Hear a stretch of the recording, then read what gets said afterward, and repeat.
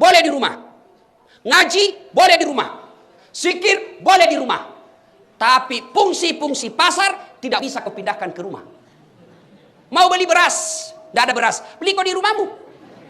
Cocok kok Pak, belum berak kok.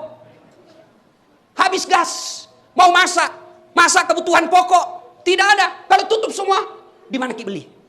Dan tidak semua juga pasar dibuka.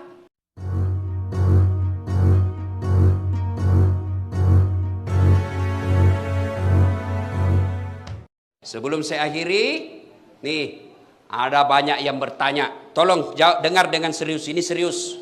Di banyak yang bertanya di medsos, supaya sekali jawab enak sini. Ustadz, bagaimana pendapat Ustadz tentang penutupan masjid selama PPKM di Jakarta?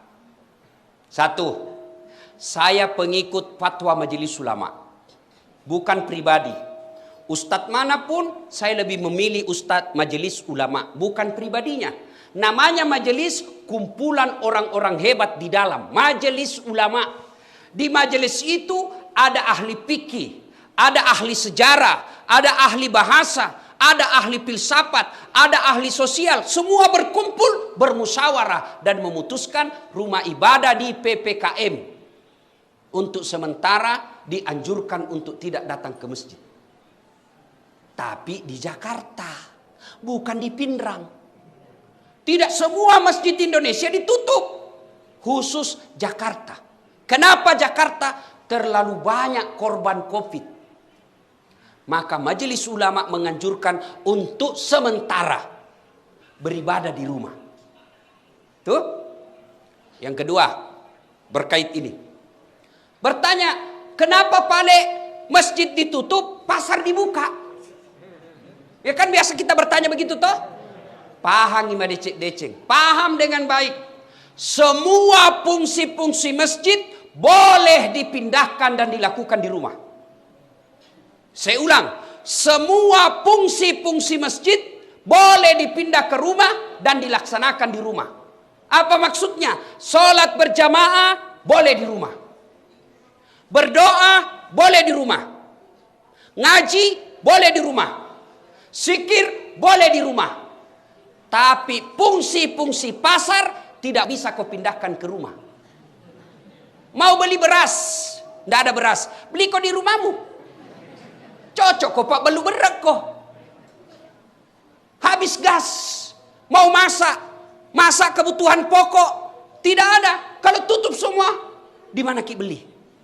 Dan tidak semua juga pasar dibuka, hanya pasar-pasar tertentu. Yang ketiga, Bapak Ibu saudara-saudara sekalian, bijaksana dalam menerima pesan-pesan media sosial. Karena ada pesan media sosial yang sentimen memang di-share saja yang benci-benci. Habis energi, habis tenaga hanya untuk berdebat. Yang keempat, kita berpesan kepada pemerintah untuk lebih serius lagi menangani COVID ini.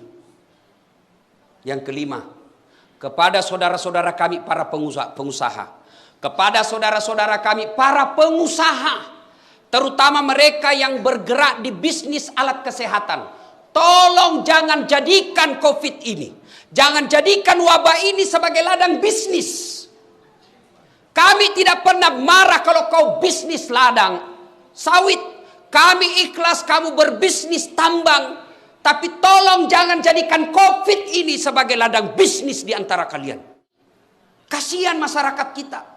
Mereka hilang lapkanya, mereka hilang lapangan kerjanya, mereka hilang keluarganya. Lalu kau jadikan ini COVID sebagai ladang bisnis, demi Allah tidak berkah hidupmu sampai akhirat.